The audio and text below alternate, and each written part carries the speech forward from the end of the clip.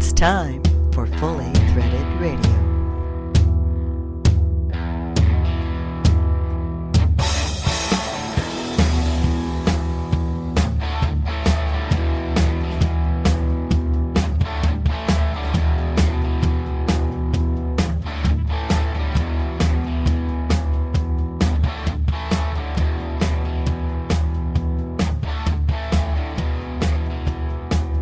It is Fully Threaded Radio, voice of the FCH Sourcing Network. This is Eric Dudas, and I'm joined today, as always, with my partner. He's the godfather of the FCH scrubber software and all-round good guy, Mr. Brian Musker. Brian, doing all right? Yes, I am. Waiting to go with this episode. And that would be episode number 7.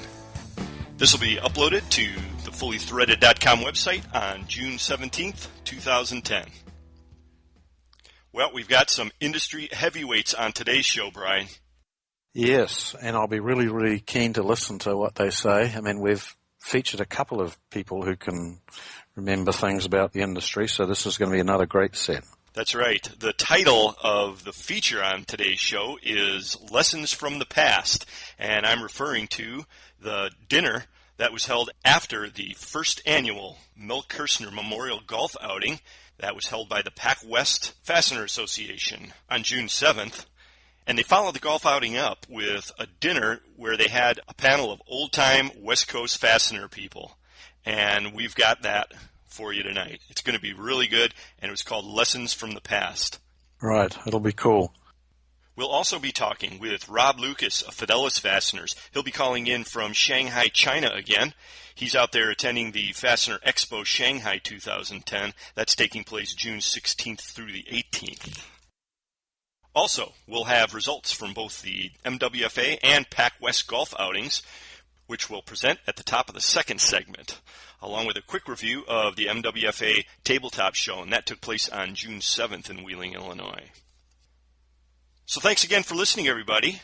And if you're one of the people who emailed us asking when the next episode was coming out, well, here it is. We're glad some of you noticed. We took an extra week off after episode 6, actually. And like many in the industry, we've got some vacation time slated for the month of June, so we decided to publish this episode in the middle of the month. And that'll give Brian and myself a little bit of time to go catch some fish. What do you think, Brian? Sounds pretty good to me. I can't wait. It's been a long off season. It has that. You can communicate with us anytime at the email address ftr@fullythreaded.com, and we look forward to hearing from you. Now remember, you can also subscribe to the Fully Threaded Radio on iTunes, and there's a link on the FTR homepage. You click on that link and it'll set everything up. You can also do it from your iPhone or your iPod by selecting the Fully Threaded podcast straight from that. That's right. It's great when we hear some of these outside sales guys who drive around spending a lot of time in the car, and they're actually the ones who are asking us to go on a weekly schedule. Right. Well, we're not quite up for that yet, okay? One day. If it's your first episode of Fully Threaded Radio, welcome. We are the people behind FastenersClearinghouse.com. If you are not familiar with FastenersClearinghouse.com, we invite you to go out there and take a look. We're a sourcing network for the industrial fastener industry, and our website is www.fastenersclearinghouse.com. Just get out there, and you're very welcome to search and source at no charge. There are over 500,000 line items from various distributors and a sprinkling of manufacturers all across North America. We pay pretty close attention to what's happening in the search engine, and we use that as a little bit of a barometer for what's going on in the industry. And we're always trying to develop the website to keep up with the demands. And what have we got going on lately, Brian? What have you been up to since the last episode? Well, we've been making some enhancements, a couple of separate types of enhancements to the Source Finder system. We're adding the ability to deal with either metric or the US type of measurement. Some of our members have requested that they deal either solely in metrics or solely in imperial, and this will help us to deliver to them much more relevant requests. Also, we're going to be making an announcement during the next episode about this and involves what we're doing in partnership with the NFDA. At the moment, we're building out our member area to support some of the really new features, cool features that'll be coming with that. Is that it? Oh, what a tease. Well, it's exciting, and I think that the industry, yeah, right. I think the industry is going to get a lot of benefit from the work that we're doing.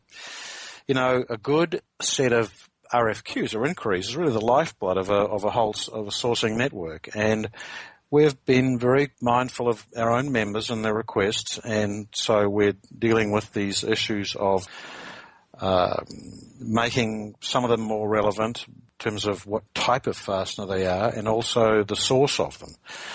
So I think our source finder is already a really, really powerful tool, and we're just ramping it up a bit. That's right. And as you mentioned, the announcement that we'll have regarding the NFDA is forthcoming, and we're going to really put that source finder system to good use. Our report on search activity on the site since the last episode is pretty much more of the same from the last episode. Traffic continues to be strong, but it's really flattened out since earlier in the year when we really saw a spike in activity. Again, it's flattened out a little bit, and we're receiving continued reports of spotty supply and mixed sentiment overall. Well, you better watch out. You're beginning to sound a little bit like Holden Lewis. Thanks, Brian. Of course, Brian's referring to market analyst Holden Lewis of BB&T Capital Markets, who joins us every other episode. And speaking of Holden, you can receive the BB&T Capital Markets Manufacturing Weekly Review. And that's a newsletter that Holden, as well as a few of his associates, put out on a weekly basis. And if you go to the fullythreaded.com website, there's a link right at the top of the page. You can click on it, send us your email address, and we'll make sure that you get that newsletter every week. Yeah, and it's a really good newsletter. It's pretty meaty and covers a lot of different aspects of the fastener industry and manufacturing overall. That's right. It's a worthwhile publication, and Fully Threaded listeners are welcome to participate. Well, you seem like you're in a pretty good mood today. Well, I am actually. You know, I'm really looking forward to taking a few days off and catching some fish. But I got to tell you, this whole oil spill thing, it's really starting to bother me a little bit. Yeah, well, I know what you mean. I think it's bothering a lot of people. I noticed the traveling salesman on his blog, Fastener Talk. There have been a few heated discussions on that subject, as well as a few others. Yeah, I know. I read for him too. Yeah, it's really good to see that there's more conversation on more subjects that's going on out there. I was always wondering when it was going to take off. Maybe he's turned the corner a little bit.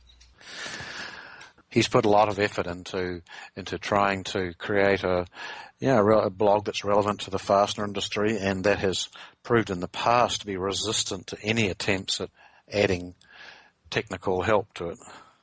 Well, there's nothing like a real meaty issue to give legs to a publication. For example, remember way back in the early days of the internet, the scandal with Bill Clinton and Monica really gave rise to the Drudge Report, and everybody takes that for granted now, but that's really one of the ways you got to start. Yep. So, Traveling Salesman has got some stuff posted out there right now that's probably causing a few ripples, but I think the industry can stand it, and probably it's a very good thing, really. Yeah, I think so. I mean, and he monitors the things pretty carefully to make sure that what turns up is relevant and thoughtful. Well, that's true, but I frankly, I don't think that's been his problem. I think the problem has been he simply hasn't had the input that should have been out there, and maybe that's what he's starting to attract. That's my point. Yeah, I mean, we hope so. He's hit the brick wall of resistance to any change in the fastener industry, just like we did for a start. Right.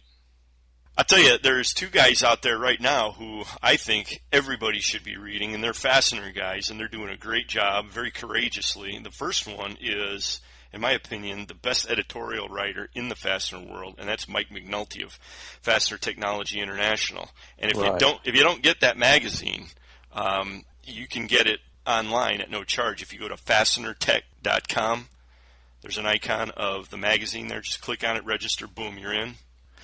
Yeah, I like his editorial commentary too. It's thoughtful and really down-to-earth common sense. Really, it's hard-hitting, and it's he sees things the way that I tend to.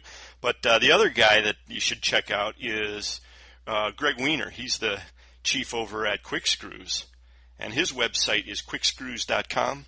And right on the homepage of his site, he's got a blog, and he does a couple entries usually per month, and they're very well worth a read as well. Yeah, you were in the boat the other day getting everything ready for our trip, and I'd be surprised if we don't have a few quick screws in the console of our boat. Well, maybe those are the ones that don't undo.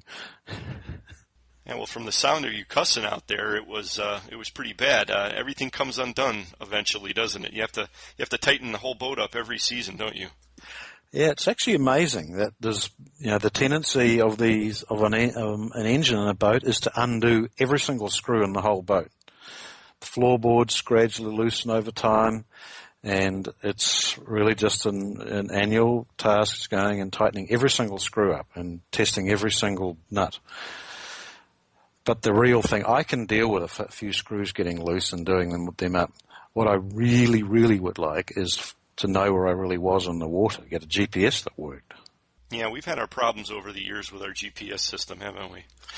We have. There's only so many times you can be fishing in a decent spot but have the thing tell you that you're somewhere 100 yards up on the beach somewhere.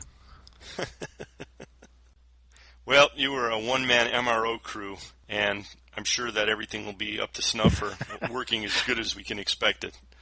Right. With my special stainless steel sheet metal screws. And speaking of things that aren't working so well, I was reading in WebPro News this week. They were commenting on some of the problems that they're having on Twitter. Now, this thing seems to be great for getting headlines out in a split second, but I tell you, with 122 million registered users now, right, and that's up about 10% in a year's time, they say. They're getting an unprecedented number of these so-called fail whales, which, if you're a Twitter user, you know that the icon of the whale comes up every time the system goes down for a minute. Wow, who chose that as an icon? Yeah, I know. Well, we could do a whole show on that, I'm sure. But point is, when the system's down, you see the whale. Wow, okay. Well, reading a little blurb here from the system. I mean, imagine comparing this to Fasteners Clearinghouse. If we went down, what we would put out as a press release, and they were saying, frequent downtime is nothing new for Twitter. It's been going on pretty much as long as Twitter's been around. The latest post on Twitter status blog, just from today, says, we're currently experiencing a high rate of errors. Whales on Twitter. Our infrastructure and operations engineers are responding to the incident. Another one says, site availability issues. Another one says, site largely unavailable. Another one says, elevated errors. Ooh, I like that one. Wow. Can I use that excuse? Fortunately, we don't seem to have to. No, our users have pretty high reliability from our servers, thank heavens, and they're looked after by a group of people down in Champaign-Urbana very carefully for us. Yeah, they do a good job. But, if FCH went down as many times as Twitter, I don't know if we'd be selling many screws, that's for sure. No, I think not. Better yet, how about this? What if the federal government had a blog like this, and every time they screwed something up, they sent out a blog entry about it, such as, how about, here's one, imaginary one. June 16th, 1 p.m., 100 million gallons of crude so far this week. Lol. Right. Well, if the federal government was doing something like that, it would be equivalent to spam, but it would be coming out so often. Or how about one like this? Don't worry, $2.5 billion have been sent to South Africa to help those who have been frustrated by those pesky horns at the World Cup. Right. Right, this is right. Oh, man. Well, I'm starting to feel a little better now, Brian. Oh, good. Okay. Means you'll catch more fish. All right. I'll take it. Just for those people who worry, all our fish get put back. We're strict catch and release. That's right. But I know somebody who's probably eating a lot of fish right now, and that's Rob Lucas, because he's in China, and he eats a lot of fish when he goes there, I know. Okay. No. So why don't we wind this segment up here, and we'll check out Rob Lucas, and we'll take a little break, come back, and we'll get to our feature presentation, which is the Pac-West dinner meeting presentation, which was entitled Lessons from the Past. Good. Let's go. We're joined again by Rob Lucas and Larry Thomas. You are the Fidelis guys. Welcome back to Fully Threaded. Hey, thanks, Eric. How are you doing? Hey, Eric. Doing great, thanks. Hey, you guys are in Shanghai once again, and you're attending the Fastener Expo Shanghai 2010. Why don't you give us a little idea about what's going on there? Paint a picture for us, if you could. Yeah, sure. This is the third largest Fastener Expo in the world, behind Las Vegas, NIFS, and the Stuttgart one in Europe. And it's a mix of standard producers, machinery companies, tool and die, and specialty auto fastener manufacturers here in China.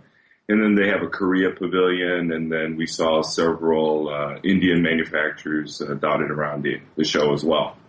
So it's a pretty fair-sized event. How many exhibitors would you say they have this year? Yeah, I'd say around 400. It wasn't as big as we thought it would be, but it wasn't certainly small either. It was 2 floors, and the first floor was a whole lot of manufacturing equipment, cold headers, tappers, things like that. The upstairs was more traditional Asian suppliers for fasteners and some other hardware. I would say a lot of that, too, was, I'd say maybe 60% was small screws, and the balance was washers, nuts, and bolts. And can you take any guess on attendance at this point? There were quite a few folks there. A healthy line to get in all day long. That they had an on-site registration.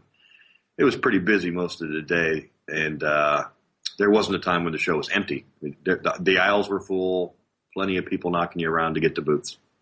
They had a dinner reception that evening, and there was well over 600 attendees there for that. So it was quite a big show. That sounds really great. Now, we're talking, of course, on the morning of the second day of the show, so you've already got one day under your belt. What can you say about the attendees? Are they an international crowd? Is it mainly Chinese? Is it mainly Asian? Who's there? Mainly Asian. We saw very, very few Europeans and very, very few. As a matter of fact, none. I didn't see anybody that was U.S.-based. There were, however, a couple of U.S.-based companies. ND Industry was there. Nylock was there. They had booths, but it was their Asian location or facility that was actually presenting. So it was. I would say it's more a regional or maybe more of a national show for them. And do they have conferences as well, like they do at shows in the States? No, they do have a.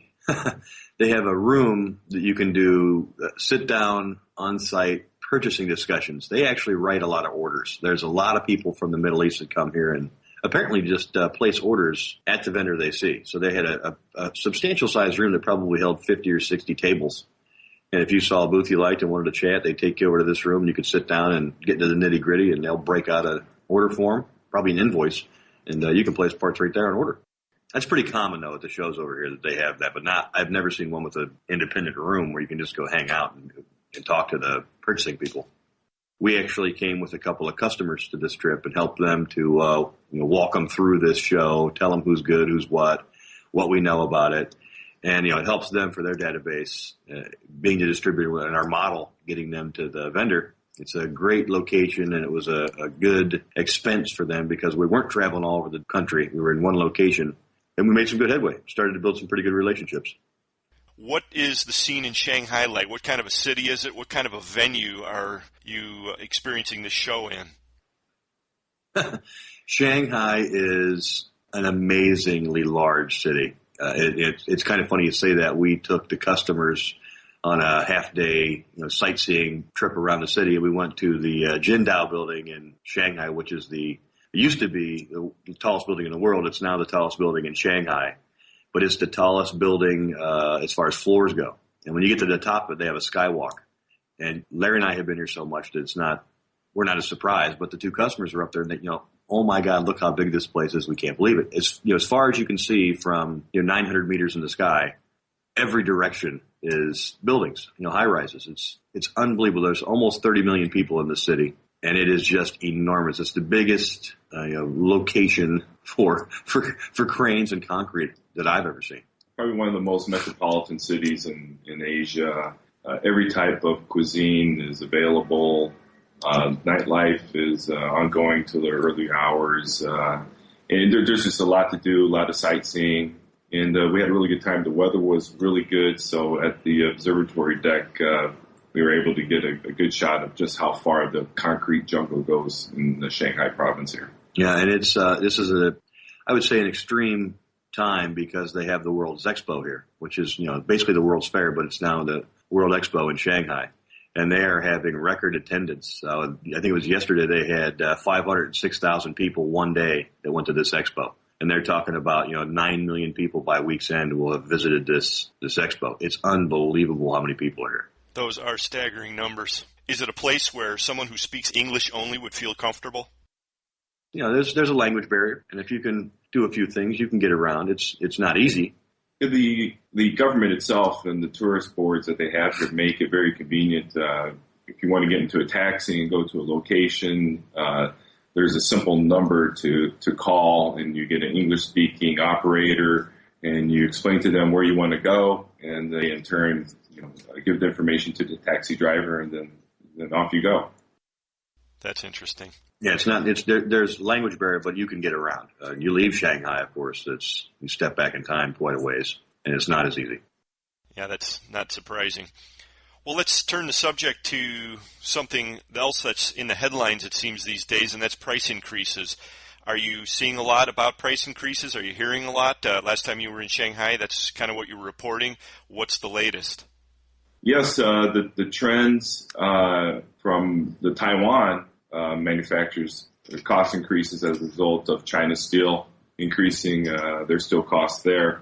In China, interesting enough, there was some cost decreases that came down, an adjustment. And, that's interesting as more people in the States are increasing costs, and then this came through. But it's just an adjustment, and the concerns that some of the people that we talk to is the potential increase that the iron ore mills, BHP and Rio, are setting to increase double-digit iron ore prices into the third quarter.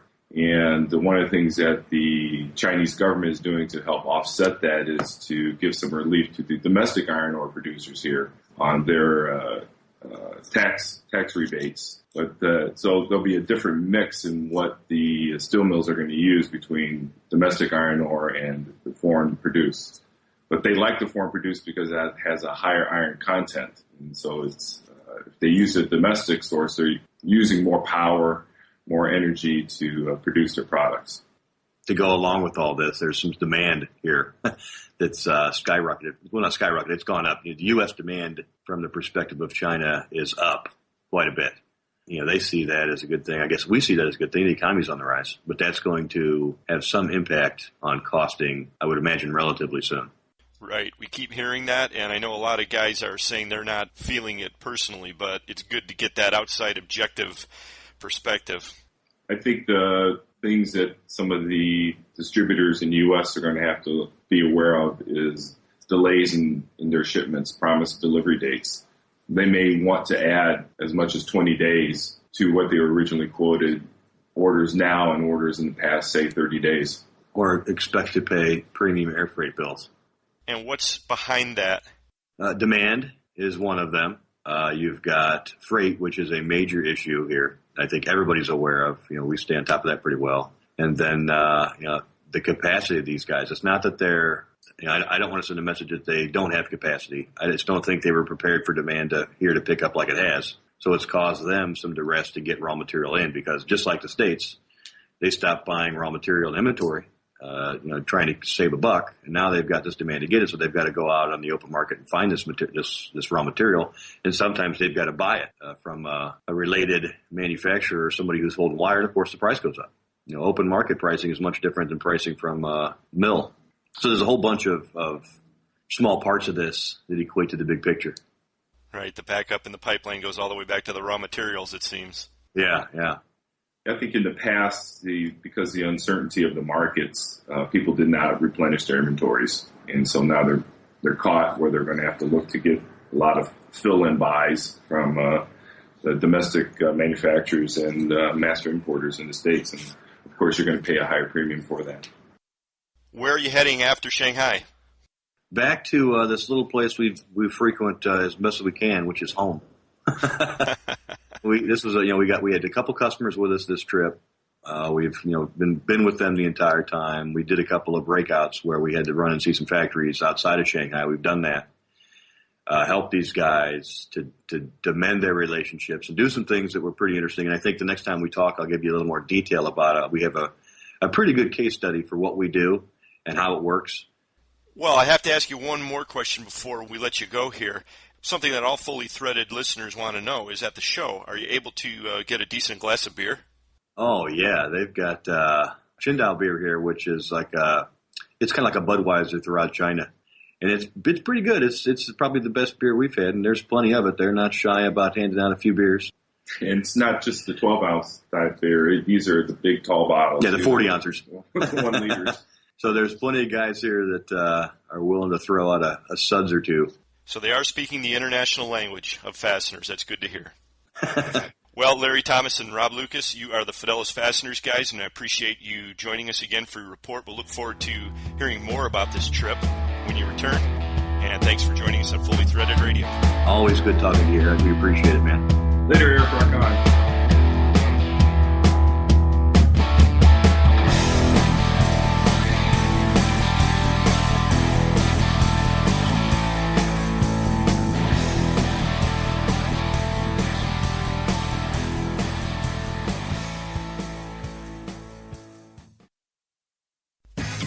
FastenersClearinghouse.com.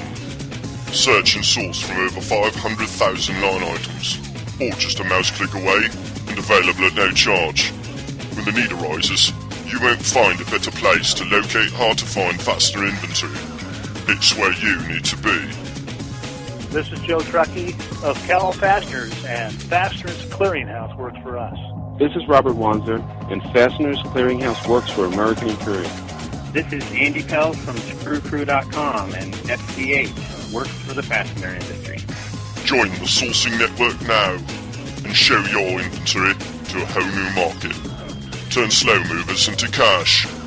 List up to 10,000 line items. Show them to distributors only or to the world. FastenersClearinghouse.com. It's where you need to be.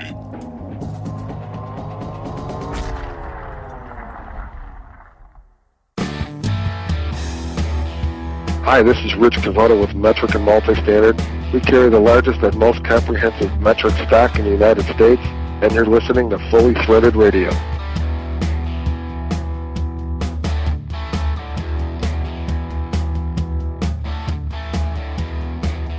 Fully threaded. You know, those Fidelis guys really get around. Yeah, that's true. Last time we saw Rob was at the Midwest Fastener Association Tabletop Show. That was on June 7th. Yeah, I saw him. I didn't have a chance to talk to him. He was talking to lots of other people there. Well, it turned out to be a very, very worthwhile show. I was talking to Nancy, the director of the association, and I think they had 85 exhibitors. Yeah. And, you know, those shows are really good, and it makes you realize how much some people really know about the fastener industry.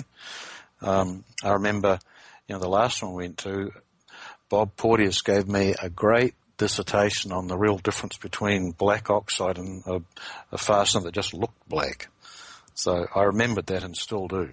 Yeah, that was at the Fastener Tech Show. The cool thing about the Midwest show is that every other year it alternates. One year it'll be a tabletop, and then the alternating year it'll be at the Rosemont Center, and next year's the Rosemont Center again. Right, yep. One of the other cool things is that the show is so condensed.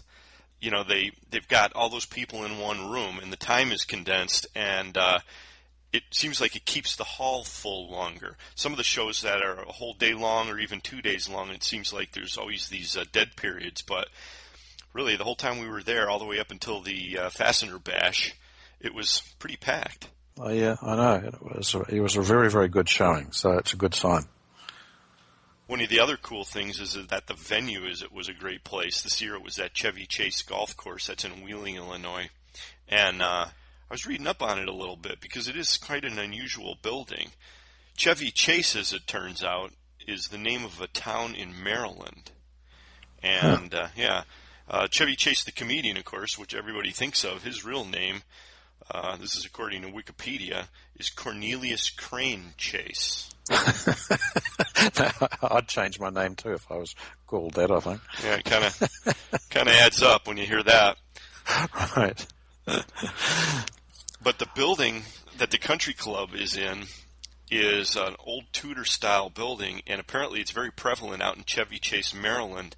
And so when the course was purchased by the Park District back in 1977, they renamed it, and they chose that. And, of course, Chevy Chase, the comedian, didn't come into prominence until, 76, 77 with Saturday Night Live. Right.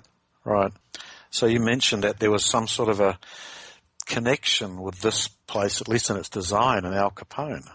Well, that's what they speculate. The thing is full of all these hidden rooms and questionable tunnels underneath it, and it was used as a gambling house, that's for sure, and probably a little bit of illicit liquor activity was going on, and they for sure had some really great entertainment back there in the old days. As a matter of fact, in the room that they had the show in, there was a small stage.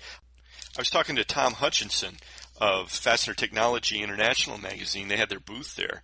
As it turns out, he was raised in the next town over. He was actually staying with family for the show, and he said that as a teenager he'd seen the Buckinghams perform there. Wow. Yeah, now those places that were had these associations with Al Capone always had to be near water somewhere because they had to have pipes to ditch the liquor if the cops turned up.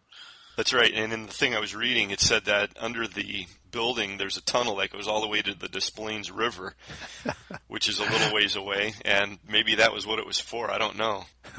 There's another place. I think I got you a glass from it once. That was one of Al Capone's haunts as well that had the same thing. It had a whole set of pipes that would dump the liquor out of the bar straight into the local river if anyone turned up, and it had a very complicated method of getting to it so that anyone who was there knew within 20 minutes that someone was coming. Yeah, this is Chicago. Yeah, the little speakeasies are salted all over, and in the Wisconsin North Woods as well. Right, yeah. But it sure was a great place to have a Fastener show, and the golf course looks like it was pretty good too. Yes, for those people who are really, really into golf. Well, and there were a lot of them because the golf outing was the next day on June 8th, and we have the results of that. Unfortunately, it was not a relaxing day on the links for the Midwest Fastener Association because it was a pretty rainy day. Yeah. I went out there about midway through, and most of the guys were still out on the course, although they were starting to get a little bit rain-soaked. I talked with Matt DeLauder yesterday, and he gave me the results. The winning team was Team Tramek, led by Rex Crawford. Ron Hendricks, Gary Sulo, and Dave Cooper were also on that team. So congratulations to Team Tramek. Right. Of course, the feature presentation we have today is from the golf outing from the Pac-West Association, and that happened on the same day as the MWFA Tabletop Show, which was June 7th. And according to Vicki Lester, the weather was much more cooperative. Good. Actually, you can go out to the Pac-West Fastener Association website and see pictures and a little story about this. But the winner of this year's event was Team Porteous. Oh, wow. Okay. So Bob Porteous and Scott Gibson of Porteous Fastener, along with Dave Lewis of Tomarco and Robert Bullock of Lord & Sons. They got first place honors. Congratulations, Team Porteous. Indeed. As we mentioned, after the golf outing, the Pac-West group had a dinner, and they had a presentation with some of the old-time Fastener people on hand to pay tribute to Mel Kirsner, who endowed the association for an education fund, and they were raising money for that foundation, for the education fund in honor of Mel, and they paid tribute and talked about some of the old days of the West Coast Fastener scene. Now that would be sort of interesting because some of their older days would be in the heyday of the aerospace industry for them. I suppose that's true. The recording of that event we have is really fun to listen to. I got to say, it's a little bit rough. They seem like they were having a few challenges with the AV system. I think we were able to smooth it out pretty well. It is listenable, but I just want to let everybody know that I think we've proven here at Fully Threaded that Fastener people are not necessarily the best AV people in every case. Okay, you think so? Having said that, everybody involved really did a pretty good job. Hats off to Marcy Meyer and Vicki Lester of the Pac-West Association. They came through for us and helped us out a lot with this, got us the files, got us the IDs that we needed, and so thanks to you folks. Yep. Also, I want to point out that there's a great piece about Mel Kirsner that you should read on globalfastenernews.com. You know, John Walsh has done a really excellent job of creating this fastener history page, and it's free to look at. If you go to globalfastenernews.com and you click the link on the left-hand side, it's fastener history. About midway down the stories, there's a story called Online Fastener Museum, and that's the museum that Mel had run and he was famous for. Of course, a lot of people know the museum was destroyed in a wildfire in Southern California, and that was really a pity. And you can read about some of the things that were lost in the fire because it does document some of the items that he had and what he did to assemble it. And I do definitely recommend everybody get out there and check it out. Oh, okay. I will do that myself. And one other note, the theme of the dinner was Lessons from the Past. That's how they billed it. And while we were listening to this thing, we noticed that they really didn't do much lesson drawing. I mean, they didn't reach a lot of conclusions on this thing. So we thought maybe we would do something a little bit differently. I sent a note off to Traveling Salesman of Fastener Talk. His blog can be found at fastenerblog.net. And I asked him, why don't you set up a thread as kind of a companion for the show, and why don't we see if Fully Threaded listeners and Fastener Talk readers can come up with some of their own lessons and what kind of a list we can come up with. Oh, well, that sounds like a great idea. It's making the best use of existing resources. Well, it's a theory anyway. Okay. We'll see what happens. All right. So get out there to fastenerblog.net after you listen to this and let us know what you think, and let's see what kind of lessons we can draw. And without further ado, now we'll present the dinner that followed the Mel Kirsner Memorial Golf Outing that was held by the Pacific West Fastener Association on June 7th. My favorite Mel story is actually a Barry Porteous story and a Jim Law story. Barry used to talk about when he was in college, he would have a summer job working for Porteous Fasteners, and he would be the backup truck to go to San Diego, and they had more stuff than they could ever fit on the normal Porteous truck going down there. And so he would, when they said, "Hey, you got to take the stake bed down there and deliver the rest of the stuff," so he said I would call my girlfriend who lived in San Clemente and tell her to get ready to go to the beach, and I would throw my surfboard in the truck and stop and pick her up, and then we'd go to San Diego and make the deliveries, and then we'd come back up and find a nice beach and surf for the afternoon. And he says, so one of the first times I did that, I stop at Pell Mell and I'm unloading, and there's this old crusty looking guy in sandals and shorts out on the loading dock, and he's like, "Who the hell are you? What are you doing with a surfboard on the goddamn truck?" On and on and on and on. So that was Barry's introduction to Mel, which made a deep impression on him. But I thought it was pretty cool, Then they'd surf the afternoon, and then I think his grandmother lived in one of the nice communities in Orange County, and they would stop there for dinner on the way back. And Barry told his story a couple of times at different fastener meetings, and afterwards I'm standing outside with Jim Law at the coffee counter, and he says to me, so what I really want to do is go up and ask him, what would he do if he had an employee today who did that? There you go. Barry, was that Jenny that you picked up at San Clemente? I can tell a story of Mel, when I don't know what year it was, but I know I was just a young punk salesman just put on the road from National Screw back in the good old days. And I was down in the San Diego area trying to locate some business, and I happened to run into this. I'd heard about this Pell Mell Supply, so I walked in the door and walked up to the counter, and I commented about I'd like to meet, and the guy said, and I would use the word heck, what the heck do you want? And I said, well, I'm with National Screw. He says, and he, again, heck with you, and why do we need you? And I'm going, well, could I please talk to the purchasing agent? And he, again, what the heck for? You got nothing that we need. And so I said, well, can I give you my card to give to him? And he said, okay. And he handed me his card, Mel Kirsner, president. And I thought, here's this same guy, ruddy hair, and a Hawaiian shirt and toe pushers. And here I was in a suit and tie in those days. And I was completely out of place. But in time, he became a really good customer. He bought wing nuts and cotter pins from me. Yeah, that's them. Well, I'm going to just share something. I came from a background at McMaster Car, and I started there in 1972. And talking about locking the doors, we had a full range of product.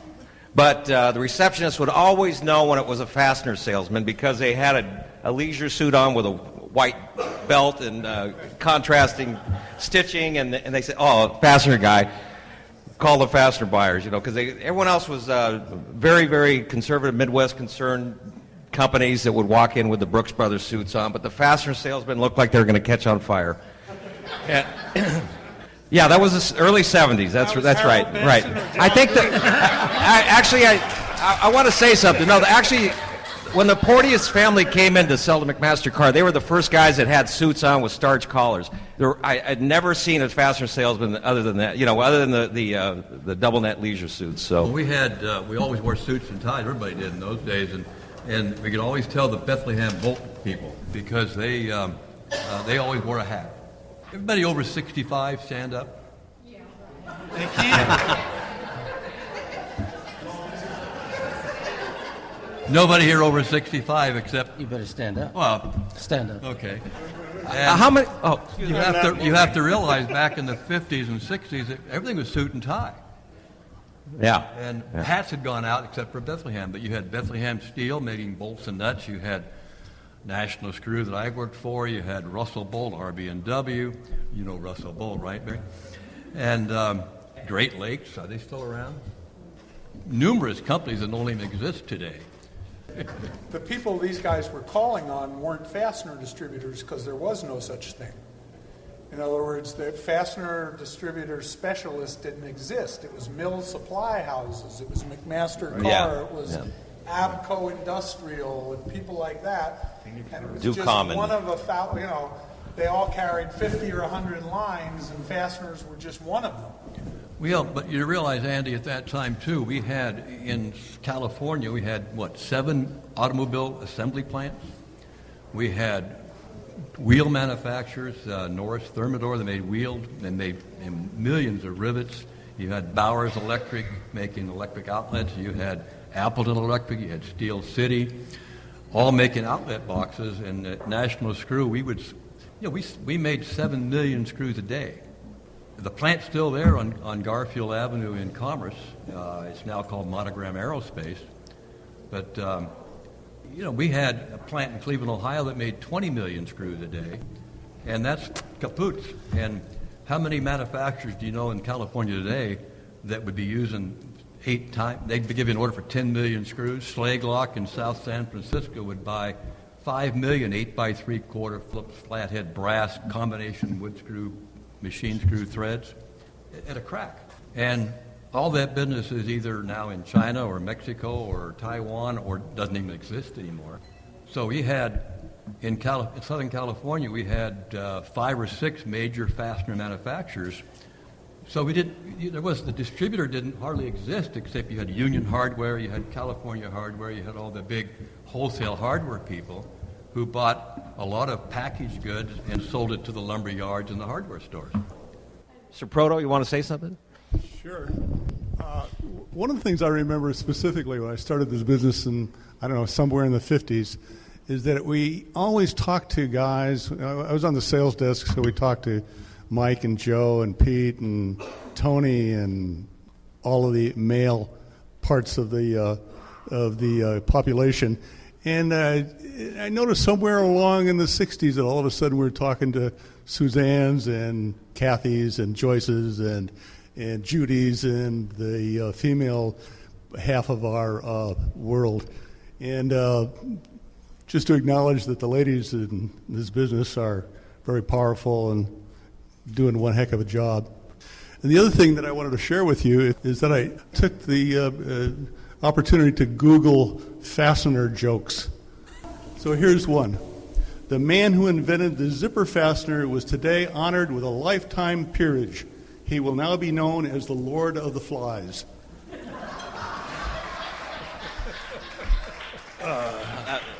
Need a rim shot on that one. I did the nut and bolt thing, and it said an inmate escaped from a lunatic hospital, and he was sex-starved. He raped the first woman he saw on the road. The tabloid carried the headline, Nut, Bolts, and Screws. That's a little joke. And, of course, you can't put screw in without getting the... These are funny. Can I get a copy of these? Yeah, sure. You can't. They're old and they're funny. But you can't put screw in without having the old how many blah, blah, blahs that it take to screw in a light bulb. So here's the one I like the best. How many Californians does it take to screw in a light bulb? Californians don't screw in light bulbs. They screw in hot tubs.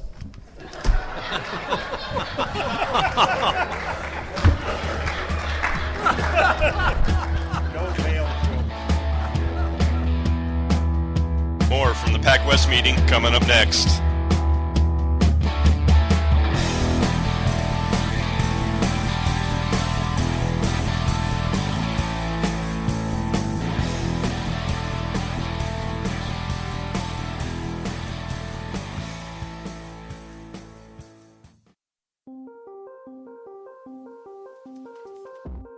This is Sue Rice with the FCH team. It's my job to make sure that as an FCH member, you receive the highest possible benefit from your participation in the network.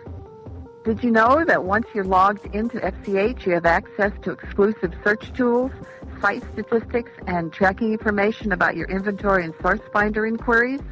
It's all just a click away, and I'm happy to walk you through it.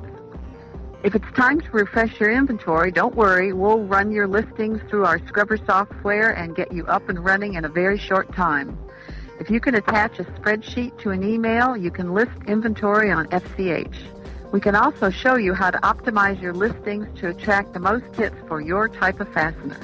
Send email to Sue at fastenersclearinghouse.com and let me help you get the most from the FCH sourcing network.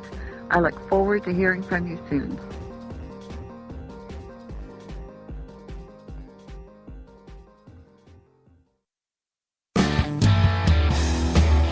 This is Marcy Meyer with the Pacific West Fastener Association, and you're listening to Fully Threaded Radio.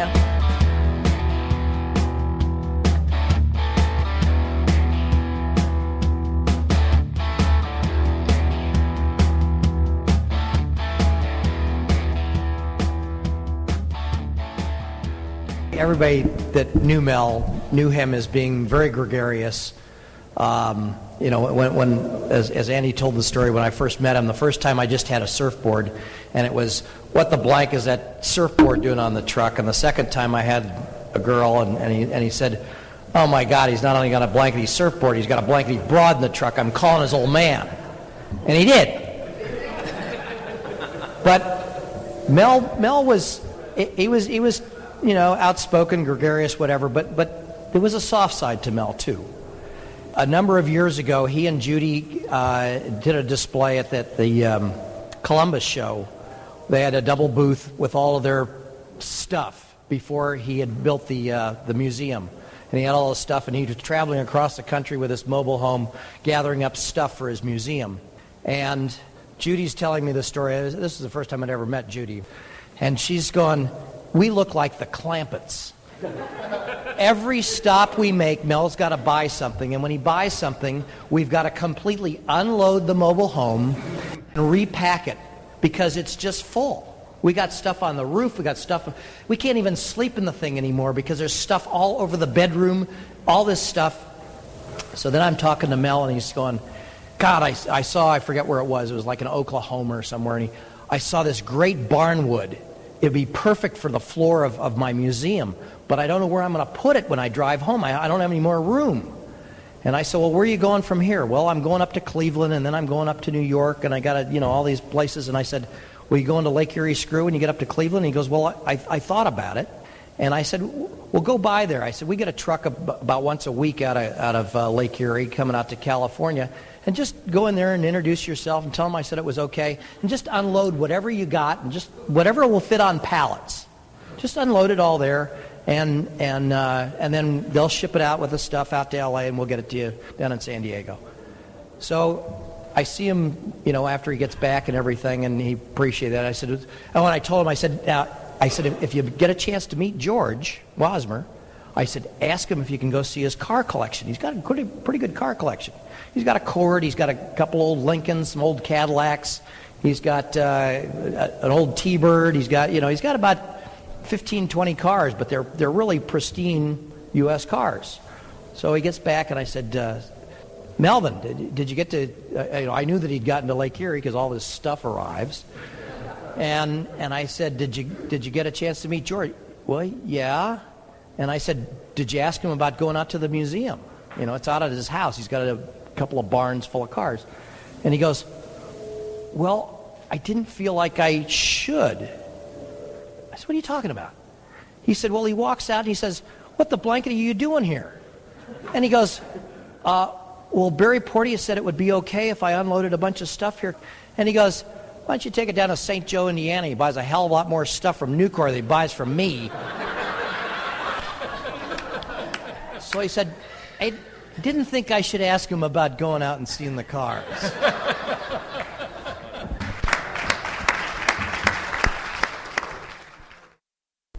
When I started, I don't even want to think about what year it was, but I worked in the warehouse for a year at Bay City Screw in San Carlos, California.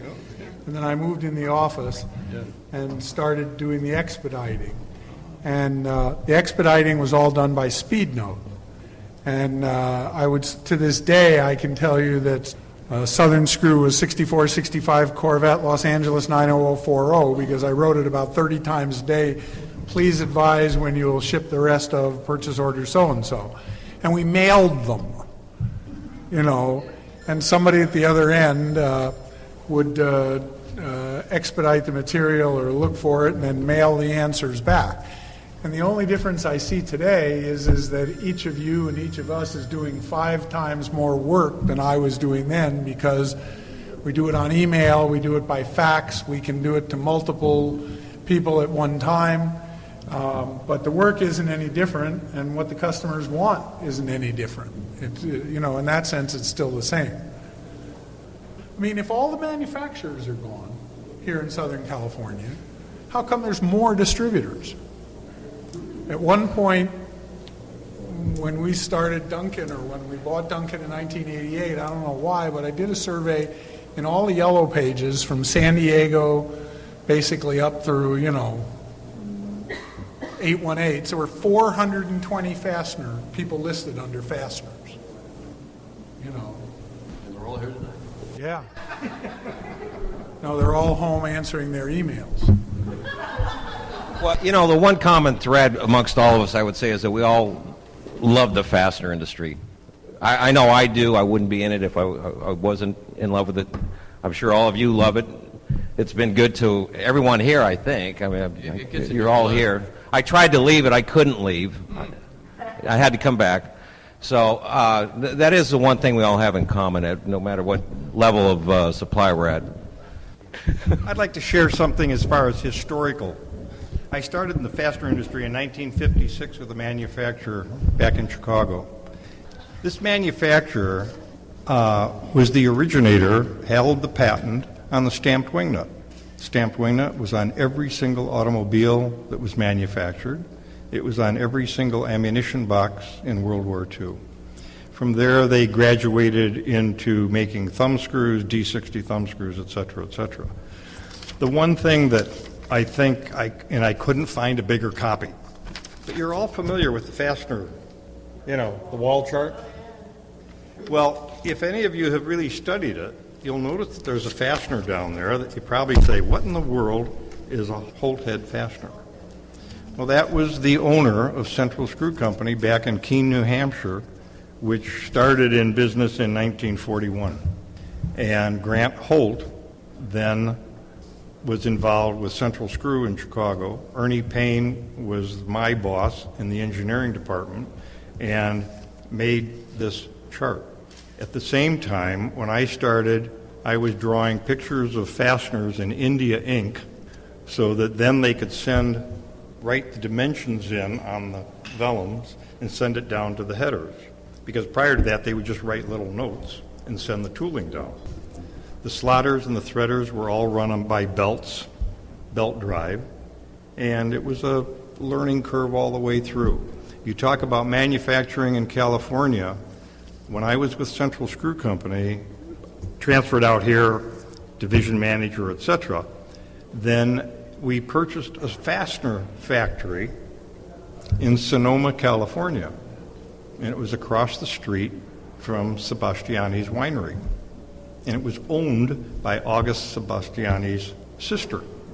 So we bought this fastener factory. It was running full blast. And at that little factory was the first drywall screw that was ever made. They had dedicated a header, and they worked a lot of people. Wagner was the one, and that's where the drywall screw was started. At that point in time, we had factories in Frankfort, Kentucky, Keene, New Hampshire, Chicago, Illinois, distribution in L.A., and we had this little factory in Sonoma. So we, of course, took over the drywall part of it, and we were pushing them as fast as we could, but we were trying to get the other factories in our same company to make them, and they couldn't make them. So they all sent engineering people out to learn how to make a bugle head drywall screw, which today you take for granted, and they're made in every country in the world. And the end of the story ends in 1970 when the factory caught on fire. I can elaborate on that story, though, because Brad Wagner, who was the original Wagner, would start giving business to National Screw to make them. He gave us all your samples from your place. And every time we were running millions of drywall screws, Brad would come in with a new pair of roll thread dies from Reed. And he'd walk out right into the shop, go out the front door into the shop, go out in there, and he'd get hold of the roll thread foreman and put these on the machine. And, of course, the management didn't particularly like that, but weren't going to say anything to him because of the volume of business he was giving us at the time. But, I mean, it was millions of screws, and this was probably right after your place burnt down. I don't know exactly what year it was, but it was 1970s. Yeah. Well, actually, it was before the 70s because I'd transferred to the Seattle area in '65, and it was prior to my going to Seattle. So. Well, I was going to say what they reminded me of was, and I can't remember who told me this story, but swears it's true. How did the Industrial Fasteners Institute get started? It was a bunch of guys in the fastener business sitting in a bar in Cleveland, Ohio, and one of them went over, saw another guy, and he walked over to him and said, "Fred, we got to figure something out here because, I got one of these OEMs who's always bitching at me that our nuts don't fit on the screws you sell them, And so they literally sat down and on the back of a napkin came up with some basic min and max specifications for, let's try and make them so that they'll fit together. And everybody talks about it very gloriously and lots of fame and fortune there, but that's pretty close to the reality of it. In the way olden days, if you read the history of the bolt and nut industry, you made both yourself. You were a blacksmith, you could custom fit the nut to match whatever screw you or your assistant had made that day. But once you started to run them on production machinery, it was quite obvious that they needed different factories, different equipment, totally different industries, but they did still need to work together. And I've known you for many, many years. And why don't you share a story from your dad? Can you do that?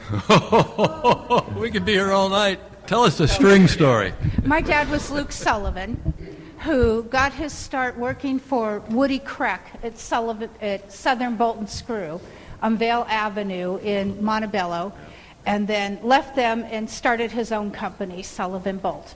And going back to the great fastener shortage, the big steel shortage of maybe 1972, 73. For some reason, you just could not get steel, which meant you could not get steel products, bolts, nuts, screws.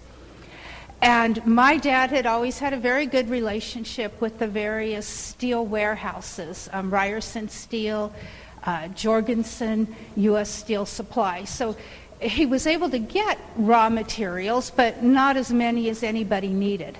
And he had a customer, I don't even know if they're still in business. They placed an order with him for a very large amount. And he called all the various steel warehouses and dug up all of the steel and managed to make all of these bolts that they needed. And within about 2 weeks, somebody else from Coast called him and placed the same exact order. And he said, I think you guys have made a mistake, that you've already ordered this product and I've already made it and you can probably come pick it up anytime. And whoever the person was in purchasing said, I don't know who you think you are, but I work for Coast, and I know this is what I need, and you can either provide it or not. And he said, yeah, okay, I can provide it. And he actually sold and invoiced the same product to the same company twice, and they paid.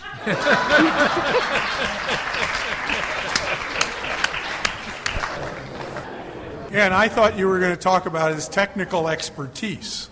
I got one more I'd like to talk about, if I could. Oh, absolutely. This goes, you saw photographs of it on it earlier. In 1990, we were at Montana or Wyoming, I forget where, and we were on a river rafting. And we got on the boat. It was, I think Jenny was there. Was Jenny not there? No, it was, that was not that river rafting. Okay, well, it was. You were there, sitting next to me, because I saw it in the picture, and my wife was behind me, and Barry, you were behind Sid, and we got in this. Andy was a little bit heavier at that time than he is today, and we got in this boat, and we were shoved off. We were all wearing vests and such, and that boat. Right off, we hadn't been on the boat for 15 seconds when we hit some whirlpool and this big rock, and Andy went flying over the edge. And I reached in and I grabbed the shoulders of that vest, and I don't know how I got him out of that water, but he come barreling out of that water with his bathing suit down around his knees. And my dear wife here, of 55 years, by the way, next Friday we'll be married 55 years. Congratulations. She had this big hairy butt in her face, and she's pulling up on these bathing suit. And Barry's, did you fall out too, Barry? I don't remember. No, it was Bob's wife. Okay. And so anyway, we finally got Andy in, and I think that night or the next night they had the normal Saturday night dinner. And I got this award, which I brought with me tonight. It's the WAFTA First Annual Lifesaver Award, presented to John Dooley, August 26, 1995. I ate the original Lifesavers that were on there, so I had to go out and buy some more. My wife and I went to, 5 different stores to find Lifesavers? Anyway, I'd like to return this now to Andy. And thank him for all the many, many years we've been friends, cohorts. Has anyone else got a quick story they want to share? This is a Melvin story.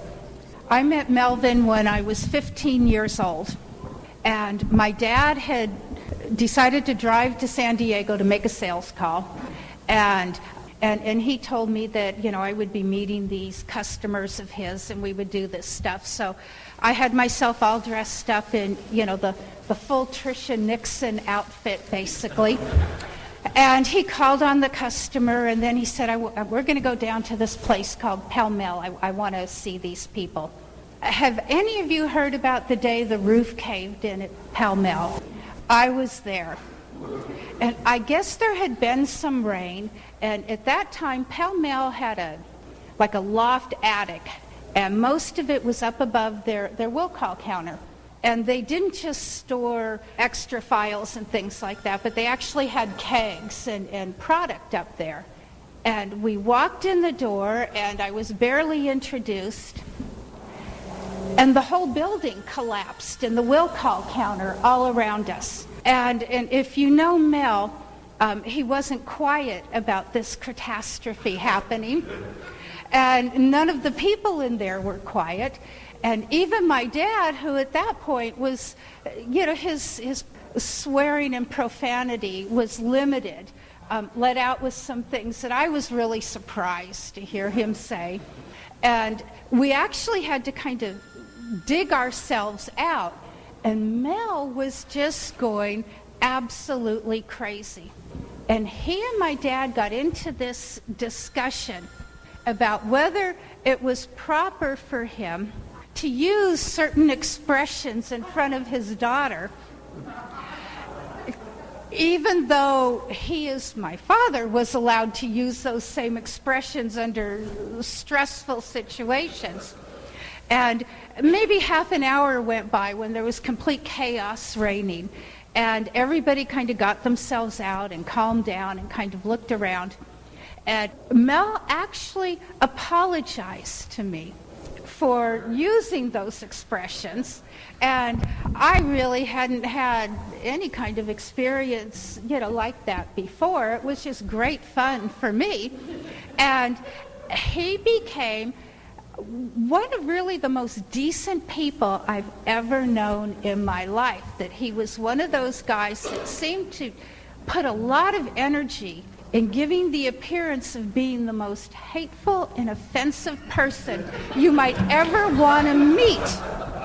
But within 5 minutes of being in his company, you realized he was actually one of the most decent people you would ever want to meet. And he had a daughter who was a few years older than me, and I could actually call and say, Mel, my dad's acting like an idiot. And he'd say, I'll take care of it. And he would call my dad and say, let it go, let it go. And my dad would say, who is this guy calling me, telling me how to raise my kid? And I'd say, Mel, let it go. So that is my all-time favorite Mel story, the day the roof caved in at Pell Mell.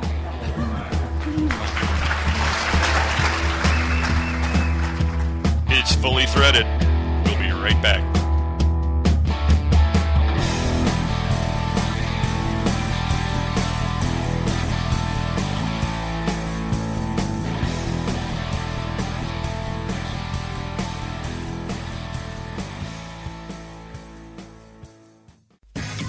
FastenersClearinghouse.com.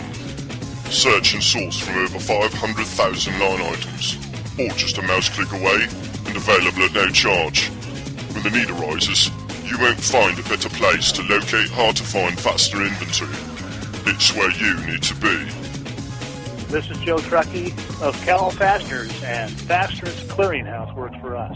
This is Robert Wanzer, and Fasteners Clearinghouse works for American Imperial. This is Andy Cohn from ScrewCrew.com, and FCH works for the fastener industry. Join the sourcing network now and show your inventory to a whole new market. Turn slow movers into cash. List up to 10,000 line items. Show them to distributors only or to the world. FastenersClearinghouse.com. It's where you need to be.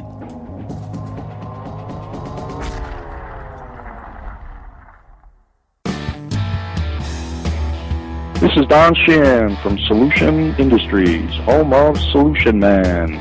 and you're listening to Fully Threaded Radio.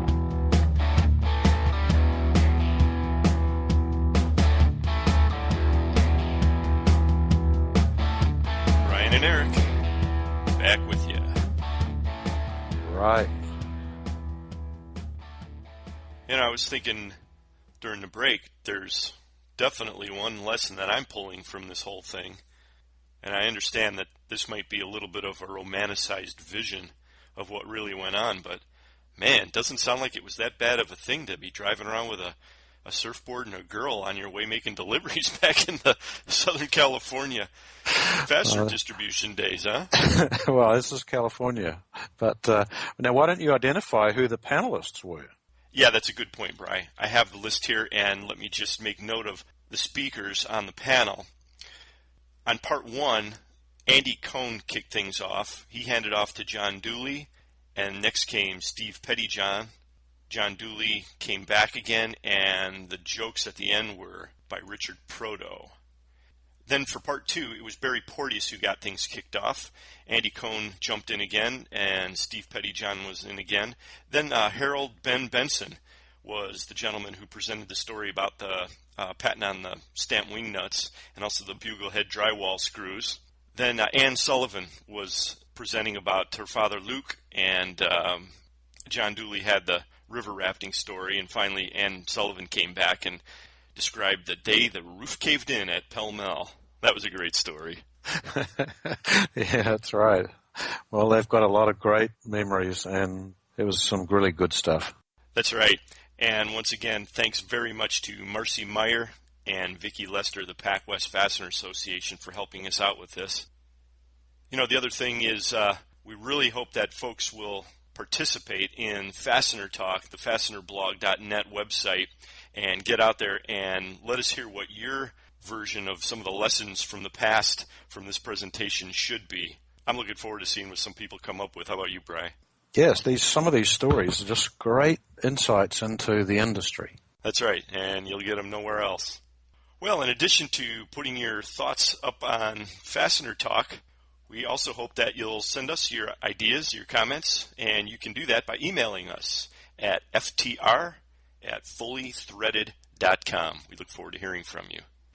Yep, and just remember that you can subscribe to the Fully Threaded podcast through your iPod or your iPhone, okay, or by doing the same thing, clicking on the link in the Fully Threaded page on the right-hand side, and just listen to it when you want to, or you can just, if you don't have any of those things, you can click on the little arrow and start listening to it on your PC.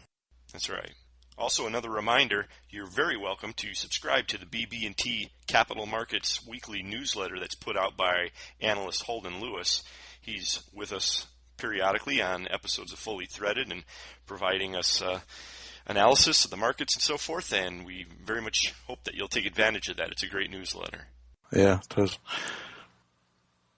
The memories about making sales calls reminds me of briefly talking to Rick Porter from Mid-Valley Distributors, telling me that he was making a sales call to a new customer and the map wasn't very accurate, and he had to get his cell phone out to get the GPS working to find out exactly how to get to where he was meant to. Harking back when we started the whole episode off, we made a mention of something that was I found a little bit awkward in the GPS systems for our boat. And I don't really want to get into a rant here, but my cell phone can tell me which house on the street I'm on, and my TomTom GPS knows which side of the street I'm on. It's amazing to me that the unit in our boat doesn't even know which side of an island we're on. However, there's great things happening. I read in the Chicago Tribune that 24 new satellites are going to be deployed for a new upgraded GPS system. They're starting within the next couple of years, and they'll be deployed within 10 years, and they'll bring the accuracy down to plus or minus 1 foot. So there's hope for us, though not much for our boat. Well, there's a lesson in there somewhere for you. Right. And what might it be? I got it. How about use a surfboard instead? You have no need for a GPS. This is true, and if you're near the water, that may be just as well. Well, I guess we'll hear a few lessons like that in the very near future, and I'm looking forward to it. Yeah, you've got it, mate. Let's go fishing. All right. For Brian Musker, this is Eric Dudas. Thanks for listening, everybody. We'll talk to you next time.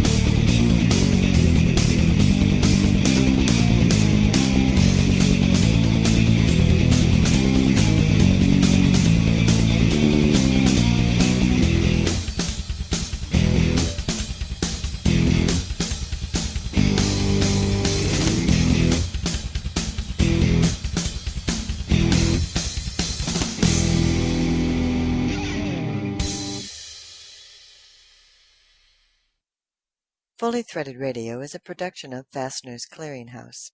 Music provided by Audionautics. I can't think of anything else to say at the moment, okay?